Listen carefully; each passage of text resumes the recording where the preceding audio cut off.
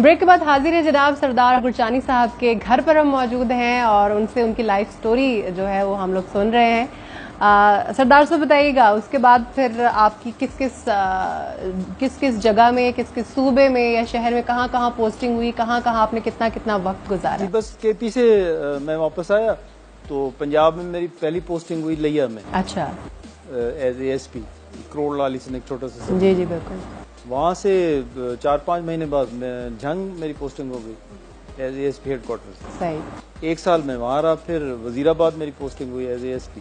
ठीक। तो वहाँ से फिर प्रमोट होके तो मैं एसपी बना पंजाब कंस्टेबलरी में। अच्छा। मुल्तान में मैं आ गया था। सही। यहाँ पंजाब कंस्टेबलरी में मैं काफी अर्सा यहाँ रहा, 3-4 साल। अच्छा। तो उसके बाद क्या हुआ कि लोधरा नया डिस्ट्रिक्ट बना था 1991 में। ठीक है। जुलाई 1991 में। जी। तो उस वक्त फिर मैंने जाके लोधरा के पहले एसपी के तौर पे वहाँ पुलिस का अपना सेटअप जो है वो स्टेब्लिश किया था। ठीक है। 2 साल तकरीबन मैं वहाँ रहा। फिर वो होता क्या है कि हम लोग किसी न किसी तरह से पॉलिटिकल विक्टिमाइजेशन का शिकार रहते हैं। बिल्कुल ऐसे। तो वहाँ क्या हुआ कि वो मेरे कजन थे उस वक्त, जावेद गुरचानी, वो चेयरमैन जिला काउंसिल भी रहे। जी जी। और फिर वो एमपीए का इलेक्शन भी लगारी साहब के बेटे से लड़े थे, फारूक लगारी साहब के बेटे। ठीक।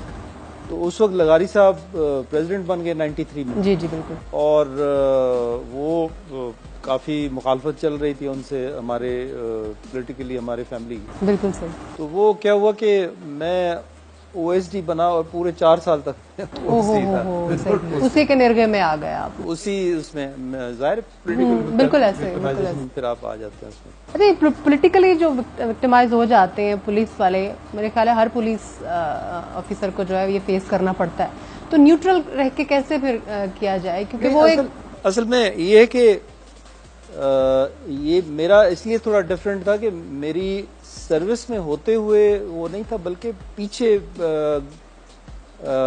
अपने डोमेस्टिक हमारी जो राजनपुर की पॉलिटिक्स है उसके हवाले से ये था। बिल्कुल। ये नहीं कि वहाँ लोधरा में बैठ के मैं कुछ ऐसा कर रहा था कि जिससे वो इनाए हुए। तो वैसे तो आप देखें जितने भी फील्ड अफसर्स हैं तो पॉलिटिकल प्रेशर तो पड़ता है उन पे। तो वो उसको किस तरह से हैंडल किया जाता है? बस मुश्किल होता है, आपको थोड़ा बहुत तो फिर फ्लेक्सिबिलिटी करनी पड़ती है, वरना आप बिल्कुल नहीं चल सकते। बिल्कुल नहीं चल के साथ कोशिश करनी पड़ती है कि आप पॉलिटिकल बॉसेस के साथ आपका गुजारा भी चल जाए और मेरिट को ज्यादा आप वायलेट भी ना करें। अच्छा सर, सिंध में कितना अरसा गुजारा आपने? बस वो मैंने बताया ना कि जैसे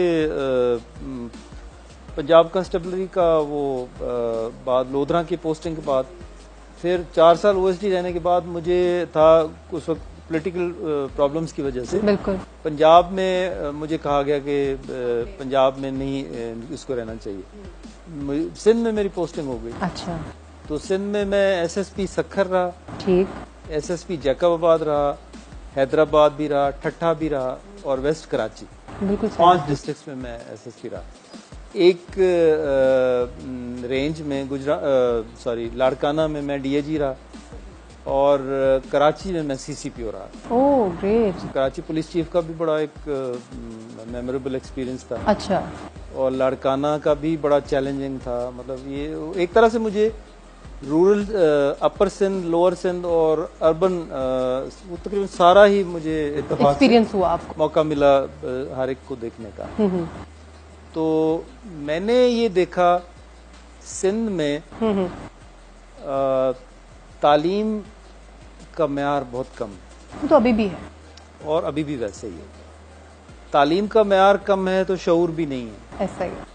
पंजाब का जो शहरी है वो आएगा, अगर थाने वाला उसको तंग कर रहा है तो 2 मिनट बर्दाश्त करेगा, तीसरे मिनट में वो इतना वोकल है कि वो भड़क जाएगा या टायर जला के रोड पे लोगों को इकट्ठा करके ले आएगा या प्रोटेस्ट करेगा या कुछ ऐसा। सिंध का जो एक कॉमन मैन है वो डोसाइल है, वो बेचारा ज्यादती भी बर्दाश्त कर लेता है, वो चुप भी कर जाता है, वो हर मतलब ज्यादती सह जाता है। बड़ा सबमिसिव, वो यूज्ड टू है ना, आदी है वो यूज्ड, क्योंकि तालीम कम है, शऊर कम है। और तालीम अगर जो है तो वो उसका स्टैंडर्ड इतना गिरा हुआ है कि वहाँ के स्कूलों कॉलेजों में खुल्लम खुल्ला नकलें चल रही हैं। नहीं सरदार साहब, मैंने इलेक्शन कवर किया था, ये जो हमारा प्रीवियस इलेक्शन हुआ है, तो मैंने तकरीबन पूरा सिंध कवर किया। तो it was very surprising for me, खासतौर पे जो स्पेशल इनका एजुकेशन सिस्टम था। वहाँ पर तो एजुकेशनल इमरजेंसी थी ना, आपको पता ही है, उन्होंने कहा था कि हमने इमरजेंसी का नफाज किया। उफ, इतना पैथेटिक कि एक वो बिल्कुल लकड़ी का भी नहीं कह सकते, मट्टी की दीवारें और उसके ऊपर वो दीवारें, कुछ भी नहीं, ना छत है ना कुछ। वहाँ पर बैठ के बच्चे तालीम हासिल कर रहे हैं और एक टीचर है, उसको सैलरी भी नहीं मिल रही है। तो इट्स वेरी। और जो इत्तेफाक से मुझे लाड़काना और सखर में जो सर्व करने का मौका मिला, जी जी, तो अपर सिंध के डायनामिक्स कुछ और हैं। अपर सिंध में ये है कि सबमिसिव तो हैं ही हैं लोग, वो वही फ्यूडल सिस्टम है वहाँ भी, वही या कबायली सरदार हैं या पीर हैं जो पॉलिटिकली ज़्यादा डोमिनेंट है वहाँ पे। तो वहाँ पे क्राइम का पैटर्न भी डिफरेंट है। वहाँ क्या होता था कि किडनैपिंग फॉर रैंसम होती है, बिल्कुल, और या मवेशी आके वो डाकू आ रहे हैं जी, 10-10, 15-15 भैंसे उन्होंने हाँक के तो वो ले जा रहे हैं, या किसी का कोई लड़का अगवा कर, या जो वहाँ पे ये बिजनेस क्लास के लोग होते थे उनको किडनैप करके ले जाना, डॉक्टर्स को किडनैप करके ले जाना। तो आपको यकीन नहीं आएगा, जब मेरी जैकबाबाद पोस्टिंग हुई तो मैंने जब वहां जाके चार्ज लिया तो मेरे जो आउटगोइंग एसपी थे, जो इस वक्त आईजी केपी के हैं, जी जी, ये उस वक्त गए थे। अच्छा। उनके बाद थोड़े अरसे के लिए कोई और साहब आए थे, तो मुझे बताया गया, मैंने कहा जी कितने किडनैपीज हैं जो यहाँ से किडनैप हो चुके हैं जिनको हमने रिकवर कराना है? उन्होंने कहा जी 87। Oh my God. मतलब मेरा लिए it was a big shock कि 87 लोग किडनैप हुए, अभी वो वापस नहीं आए।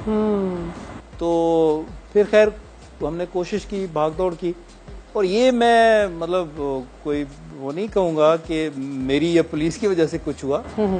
कुछ बाज़ दफ़ा हमें पॉलिटिकल मैनूवरिंग करनी पड़ती थी, बिल्कुल सही, बाज़ दफ़ा वडेरों की भी हमें खिदमात लेनी पड़ती थी कि यार ये आना चाहिए वापस, बिल्कुल सही, वरना आपको कोई रिस्पेक्ट नहीं मिलेगी, या थोड़ा सा उनको करना पड़ता था। बिल्कुल। अच्छा, तो जिस दिन मैंने चार्ज छोड़ा उस दिन 11 लोग बाकी रह गए थे, बाकी आस्ता हो रहे थे।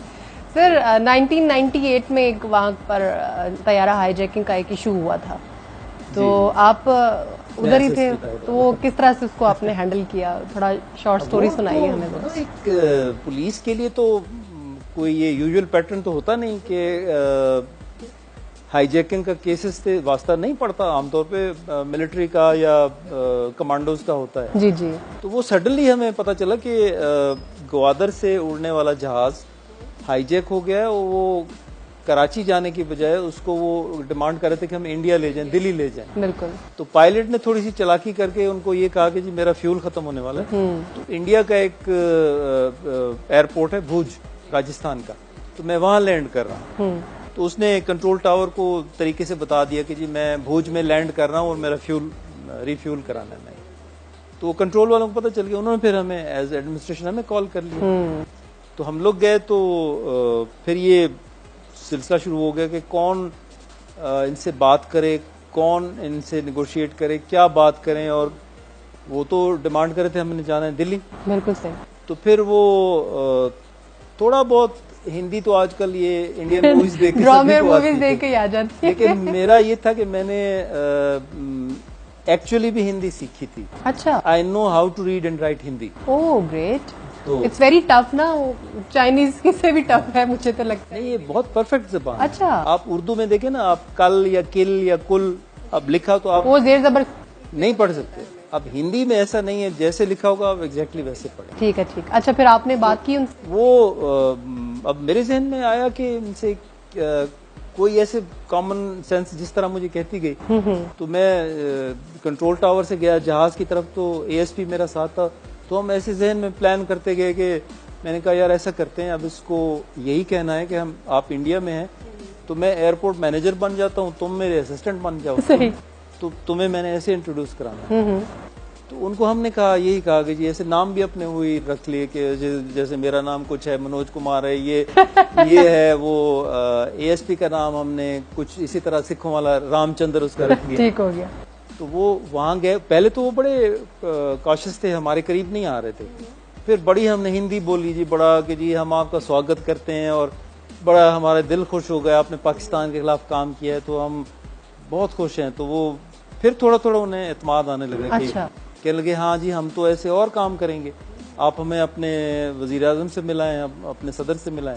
हमने कहा आप बेफिक्र रहे, अब चिंता ही नहीं करें, हम आपको अपने प्रधानमंत्री से भी मिलाएंगे, अपने राष्ट्रपति से मिलवाएंगे, आप खुश हो जाएंगे सर।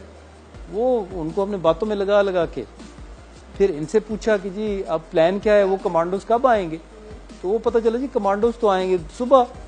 अच्छा। मैंने कहा जी हम रात, मुझे 6-7 घंटे हो गए इनके साथ बकवास करते करते, मेरी हिंदी भी खत्म हो गई है। अब ये मुझसे पूछते हैं दिल्ली किस तरफ, तो मुझे क्या पता किस तरफ, मैं ऐसे कह देता हूँ 150 किलोमीटर इस तरफ है, बॉम्बे किस तरफ है तो मैं कहता हूँ इस तरफ है, तो उन्हें कौन सा पता है वो कि मेरा झूठ पकड़े। सही बात। लेकिन इतनी बकबक करके मैं भी थक गया हूँ। तो आपने जो मुझे करना है मुझे बताएं कि अब कमांडोज अगर आने हैं तो वो आए। एग्जैक्टली। अगर वो नहीं आ सकते तो हम ये रिस्क लेने को तैयार हैं, हम हैं निहत्ते, लेकिन इन तीनों को हम पकड़ लेंगे। ये कोई इतने ज्यादा ट्रेंड हमें वो नहीं लगते टेररिस्ट। वो बार बार हमें आया कि नहीं जी नहीं नहीं नहीं जी नहीं, आपने कोई एक्शन नहीं लेना और रिस्क नहीं लेना और कमांडोज आएंगे। जी कब आएंगे? वो तो जी अभी रात के उस वक्त हमें बात 8 बजे से हम स्टार्ट हुए, रात के 3 बज चुके। अच्छा। कि जी वो सुबह आएंगे 10 बजे। ओहो। और वो कराची लैंड करेंगे, फिर वो फोकर पे रिहर्सल करेंगे, फिर यहाँ आते थे 10-11 बज जाएंगे।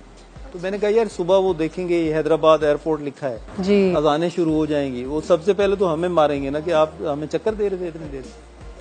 तो हमने, मैं था, ASP था, एक मेजर भी आ गए थे, एक DC था, हम 4 लोग थे। ठीक। फिर हमने आपस में घूम फिर के खुसर पुसर करके ये तय कर लिया कि अब मरना है तो वैसे मरना है, उससे बेहतर एक्शन कर लें। बिल्कुल सही। तो वो हमने डिसाइड कर लिया। मैंने कहा करना है, उन्होंने कहा जी हाँ करो, हम तैयार हैं। वो फिर हमने जी निहत्ते होके तो उनको बातों में लगा लगा ASP को हमने चढ़ा दिया पिछले जहाज के गेट पे जो हाईजैकर था कि तुम उसको कवर करो। मेजर को कहा तुम अगले गेट वाले के साथ गपशप लगाओ, और वो उनका सरगना मेरे साथ टहल रहा था रनवे पे। तो हमने एक वो बना लिया, मैंने उनको कहा जब मैं आपको ऐसे इशारा करूं तो साइमल्टेनियसली तीनों पकड़ लेना। बिल्कुल सही। अब दिल धड़क रहे थे हमारे, अगर थोड़ा 19-20 हो गया तो फिर मरना ही मरना है। वो टाइम आ गया जी, उनको मैंने इशारा किया तो वो तीनों झपटे, हम उसको भी मैंने गिरा लिया नीचे। वो बेचारा ऐसे स्टार्टल होके मेरी तरफ देख रहा हो, वो शेक्सपियर नहीं कहता कि यूट्यूब ब्रूटस। एग्जैक्टली। तो वो खैर हमने पकड़ लिए। वो इतनी हमारी वाह वाह हो गई, इतनी वो कंधों पे हमें उठाया वो उन्होंने, chief minister, core commander, IG, chief secretary, सब ये कंट्रोल रूम में बैठे पूरा ड्रामा वो वायरलेस पे सुन रहे थे। जैसे उन्हें पता चला जी हमने पकड़ लिया, वो सारी गाड़ियां भगा के सब हमारे ऊपर आ गए। वो चीफ मिनिस्टर मुझे थपकियां दे रहा है, कोर कमांडर थपकियां दे रहा है कि well done boy, well done. वो BBC वाला मुझे बार बार, वो 98 में भी इतने चैनल्स नहीं आए थे, तो BBC, CNN वाले सारे वो मेरे क्लिप्स ले रहे हैं बार बार, और वो BBC में डिस्प्ले हो रहा है। वो बहुत वायरल हुआ। अच्छा सर, कराची का मेन इशू आप क्या समझते हैं? वाकई इसको पॉलिटिकली सही हैंडल नहीं किया जा रहा है या ब्यूरोक्रेटिकली इसके कुछ इश्यूज हैं? कोई इसको ऑन करने को तैयार नहीं है। मसाइल हैं कि वो दिन ब दिन अंबार ही लगता जा रहा है। आजकल भी आपके सामने है, बारिश होती है तो ज्यादा पानी आता है। लोग बेचारे सारे डूब जाते हैं। देखिए बात ये, एक तो है ना सोशल प्रॉब्लम्स, वो अपनी जगह पे अलग हैं, फिर एक है वहाँ पे जो क्राइम पैटर्न ऐसा है कि उसकी वजह से स्ट्रीट क्राइम इतना है कि महीने में जब हम वो फिगर्स बनाते थे तो पता चलता था कि पता नहीं कितने 100 मोबाइल स्नैच किए गए। बिल्कुल ऐसे। कितनी 100 गाड़ियां छीनी, कितने 100 मोटरसाइकिल छीने। तो स्ट्रीट क्राइम हमेशा से कराची में बहुत तेज रहा है। तो लेकिन ये जो इश्यूज है मैं रीजन बताता हूँ ना। कराची है 2 करोड़ इंसानों का शहर जी, वो एक समंदर है, एक शहर नहीं है। बिल्कुल। एक क्रिमिनल के लिए सबसे आसान ये होता है, उसको सहूलत तब मिलती है जब उसको हाइड आउट मिल जाए। कराची में जाके तो कोई भी इंसान गुम हो सकता है ना, वहां उनको जाके छुपना और फिर कोई भी कार्रवाई करना बहुत आसान होता है। पुलिस का काम कंपैरेटिवली बहुत डिफिकल्ट है कि इतने बड़े समंदर में आप किसी आने वाले मशकूक आदमी कितनों को आप तलाश करें। बिल्कुल कोशिश होती रहती है, लेकिन मतलब वो उस तरह से इफेक्टिव नहीं होता जिस तरह छोटे शहरों में। बिल्कुल सही, बिल्कुल। और दूसरा ये कि हर पॉलिटिकल पार्टी में लामहला हर अच्छे बुरे लोग होते हैं, तो जब इक्तदार आता है तो बुरे लोग भी रूलिंग पार्टी का सहारा लेके घुस जाते हैं उसमें। फिर वो होते होते एक मिलिटेंट विंग बन जाता है जी, ये मुत्तहिदा का मिलिटेंट विंग है, ये लियारी वालों का मिलिटेंट विंग है। लेकिन सर एक चीज तो बड़ी वाजे है कि MQM हो गए, पीपल्स पार्टी हो गई, जमात इस्लामी हो गई, अब PTI भी है, पीपल्स पार्टी फ्रंट फुट पे रही है, अब भी है। मतलब उन्होंने अपना वो फ्यूडल सिस्टम को कायम रखने के लिए लोगों को ऊपर नहीं आने दिया, लोगों को सहूलतों से महरूम रखा, और आजकल भी वही सिचुएशन है। अब 18 अमेंडमेंट को लेकर बैठे हुए बिलावल साहब, तो उसमें भी कुछ नहीं कर पा रही PTI भी, और PTI पे ये लगता है कि जी वो विफाक में बैठी और हमें कुछ नहीं नवाज रही है। खैर, अल्लाह ताला कराची के हालात पे रहम करे। और अब ये जो हमारा सेगमेंट है, इसमें हमारी कोशिश है कि हम उनकी फैमिली से आपकी मुलाकात करवाएं। उनके बेटे जो है वो हमारे साथ मौजूद हैं, जनाब अतर गुरचानी साहब और नुमान गुरचानी साहब। और नुमान साहब का बेटा है जी सरदार अख्तर गुरचानी साहब का पोता है, इनका नाम है जी हुमायूं। इनसे भी हम बात करेंगे। सबसे पहले अतर साहब आपसे बात करना चाहेंगे, आप तो माशाल्लाह पॉलिटिकली भी बड़े एक्टिव हैं, अपनी पॉलिटिकली थोड़ी सी जो भी आपकी हिस्ट्री है उसके बारे में भी बताइए जरा हमें। जी बिस्मिल्लाहिर्रहमानिर्रहीम। बीबी 2008 में मैंने पहले इलेक्शन लड़ा था, इंडिपेंडेंट जीता अल्हम्दुलिल्लाह। अच्छा। और उस वक्त तो माइंड में यही था कि इलाके की बेहतरी के लिए जो भी पार्टी काम करेगी जी जी उसके साथ हम लोग मिलेंगे। और पीपल्स पार्टी मैंने ज्वाइन की थी। अच्छा अच्छा। और बट अनफॉर्चुनेटली गवर्नमेंट उस वक्त मुस्लिम लीग नवाज की थी, और अपोजिशन में आपको पता है फिर हालात कैसे होते हैं। बिल्कुल ऐसे। बट स्टिल आई बिलीव कि मैंने जितनी मेरी एफर्ट हो सकती थी, स्कूल्स, डिस्पेंसरीज जी जी और रोड स्ट्रक्चर जो होते हैं वो कुछ ना कुछ हमने बनवाए थे। बट साउथ जिस तरह हमेशा साउथ पंजाब इग्नोर हुआ है, अभी भी हो रहा है, बिल्कुल। वो हमेशा से एक बात चली आ रही थी।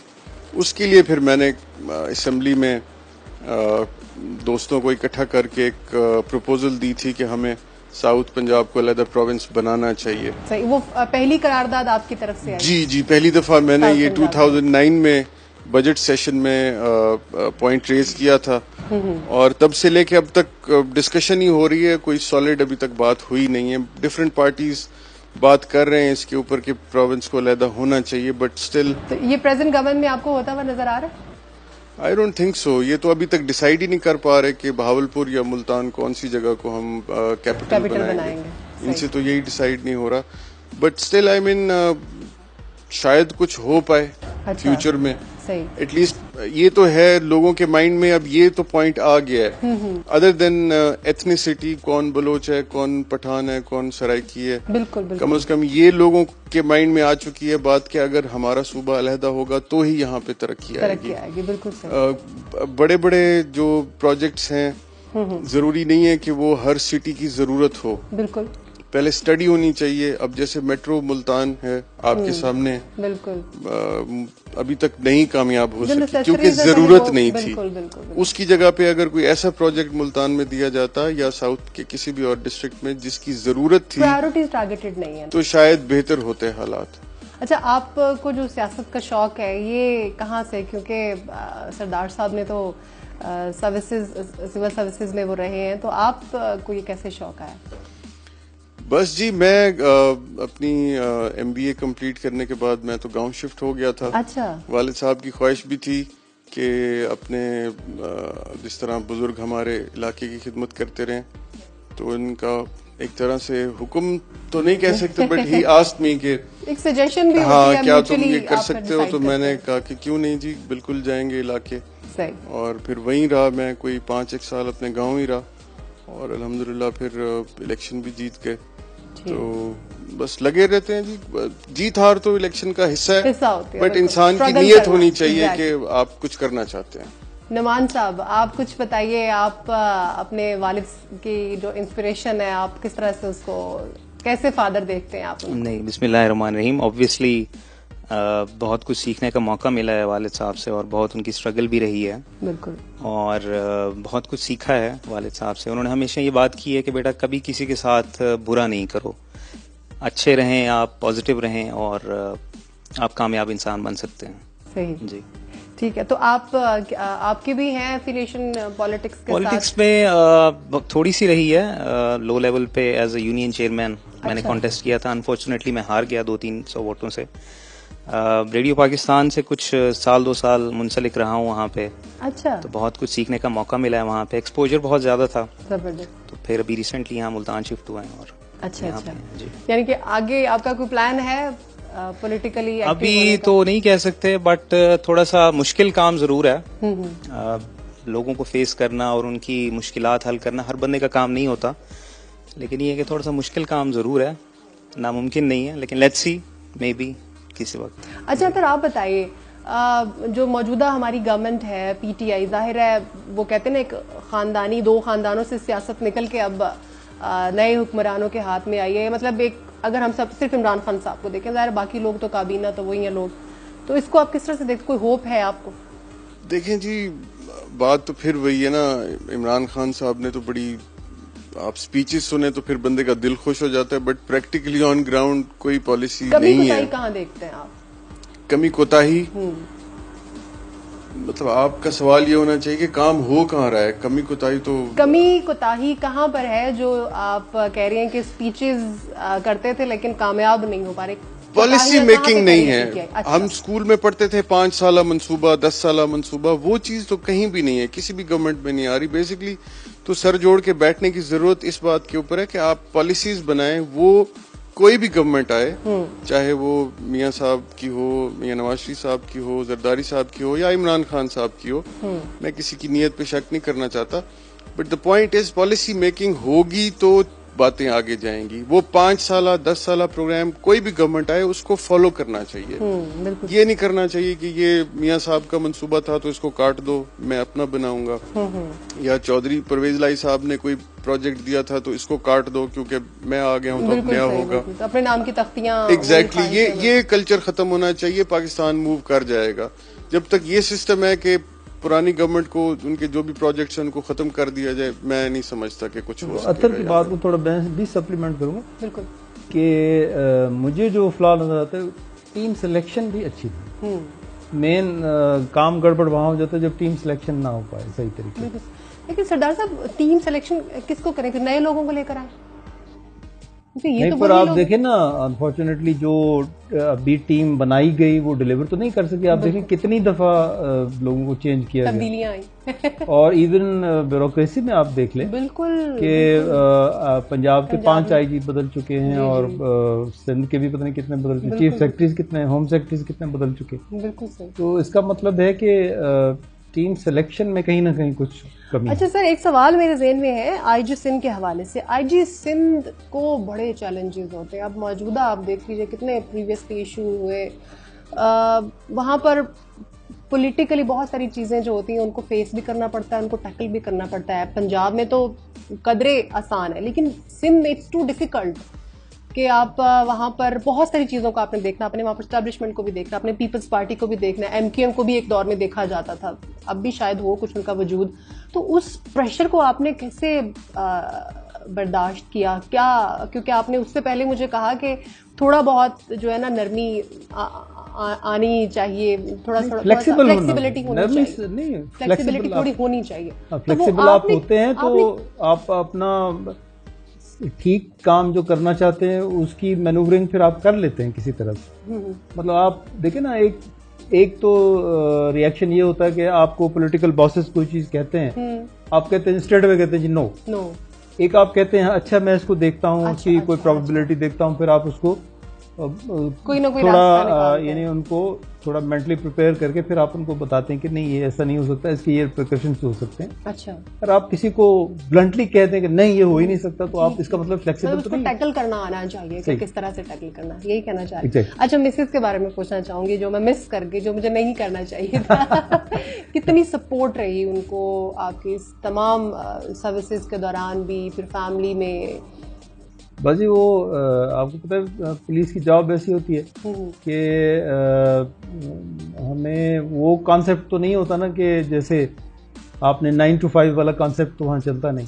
वो तो राउंड द क्लॉक एक ऐसा अफेयर है जो आप दिन रात कोई वो नहीं देखना पड़ता। बिल्कुल सही। तो वो इसलिए भी मैं I am really thankful to her, पीछे से सारा उसने बच्चों को संभालना घर का वो पूरा वो फिर मतलब बहुत ठीक तरीके से सब संभाले रखा। सही, वो बड़ी सपोर्ट है। तो अभी भी जी बिल्कुल आपके साथ हैं वो, और वो अभी भी आपको वो कहती हैं कि आए अब पॉलिटिक्स में अपनी ख्वाहिश पूरी करें, कुछ आपको सजेस्ट करती हैं वो? नहीं, ऐसा कभी नहीं कहा।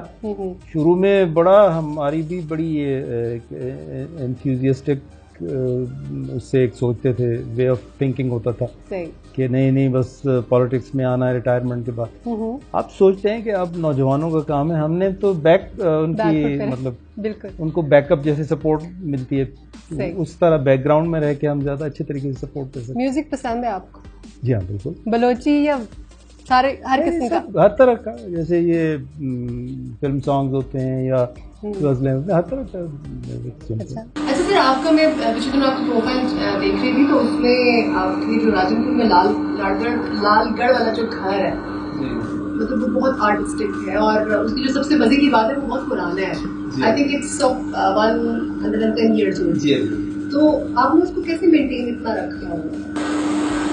मेंटेन रखना बड़ा मुश्किल था। आपको पता है 2010 में और 2012 में मैसिव फ्लड्स आए। हमारे मेरे और कजन्स थे, उनकी बंगले तो बिल्कुल गिर के जमीन बोझ हो गई। तो मैं उस वक्त मेरी पोस्टिंग थी वाशिंगटन में, पाकिस्तान एम्बेसी में। तो जब मैंने सुना कि वो साथ वाले कजन है उनका बंगला भी गिर गया है, दूसरा साथ वाला भी गिर गया है, तो इस वाले बंगले में हमारे में कोई 5 फुट तक पानी 3 दिन खड़ा है। 5 फुट तक। तो मैं अक्सर से रोज ही वहां से फोन करके पूछता था वो कब गिरने वाला है। परेशानी होती थी। तो वो मुझे फिर यही कहता था कि वो अब तक तो बचा हुआ। वो लकीली बच गया। फिर उसके बाद दोबारा से फर्श डैमेज हो गया। फिर उनको अब दोबारा से हमने उसका कुछ मतलब उसकी थोड़ा लेवल भी रेज किया है, उसका ग्राउंड लेवल, ताकि दोबारा अगर कभी पानी आए तो उसको इतना जरूर। कितनी जगह पर ये इतना कोई बड़ा स्ट्रक्चर नहीं है जैसे आम रेस्ट आर्टिस्टिक है। उसमें ये है कि उसकी छतों का काम बहुत जबरदस्त है। तो वो मजे की बात है कि सब ये लोकल कारीगरों ने बनाया था। सब जामपुर के जो कारीगर होते थे, अच्छा, ये सब उन्होंने बनाया। ये आपके फादर ने बनवाया था? मेरे ग्रैंडफादर। ये जो आप पिक्चर देख रहे हैं, जी, इन्होंने ये बनवाया था 1910 में। अच्छा। और वो एग्जैक्टली उसी तरह का काम है जैसे शाही किले की छतों पे है मीनाकारी का काम है। और लकड़ी की टाइलों में शीशे, लकड़ी के फ्रेम में शीशे की टाइलें हैं, और हर टाइल को हाथ से उस पर कुछ मीनाकारी या नक्श लगा है। और जो दीवारों के हाशिए हैं उन पे भी इसी तरह मीनाकारी का काम। तो वो शुक्र है कि अभी तक तो बचा हुआ है। चलिए जी, अल्लाह करे बचा रहे। जाहिर है एक निशानी है बुजुर्गों की भी, और अल्लाह ताला कायम दायम रखे। बहुत शुक्रिया सर, आपने हमें टाइम दिया, और इतनी गर्मी में मौसम के ऊपर से बड़ा ह्यूमिडिटी है। आपका भी बहुत शुक्रिया अदर साहब, मतलब आपका बहुत शुक्रिया। अल्लाह ताला आपको जी मजीद तरक्की दे पॉलिटिक्स में, अगर आपकी जो भी ख्वाहिश है तो वो पूरी हो। सर बहुत शुक्रिया टाइम के लिए, और बड़ी अच्छी गपशप रही, बहुत मजा आया। Thank you so much. नाज़रीन, आज के प्रोग्राम से इतना ही। सुमेरा मिर्जा को इजाजत दीजिए। अगले प्रोग्राम में इंशाल्लाह फिर से हाजिर होंगे एक नई पर्सनालिटी के साथ, एक नई कहानी के साथ। सुमेरा मिर्जा को इजाजत दीजिए।